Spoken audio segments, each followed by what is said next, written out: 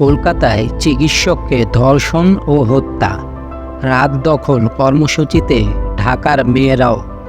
ভারতের পশ্চিমবঙ্গের কলকাতার আরজি কর মেডিকেল কলেজ ও হাসপাতালে এক নারী চিকিৎসককে ধর্ষণ ও হত্যার প্রতিবাদে উত্তাল পুরো ভারত। কলকাতার সেই ঘটনার প্রতিবাদে সংহতি জানিয়ে এবার রাস্তায় নেমেছেন ঢাকার মেয়েরাও।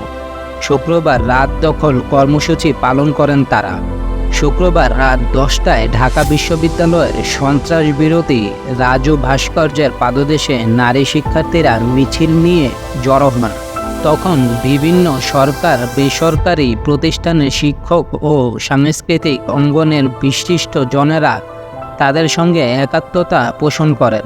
প্রতিবাদ কর্মসূচিতে অংশ নেওয়া এক নারী জানান, আরজি করের ঘটনাটির প্রতিবাদ এবং এ ধরনের ঘটনা যেন বাংলাদেশে না ঘটে সে কারণে রাত দখল কর্মসূচিতে অংশ নিয়েছেন তারা।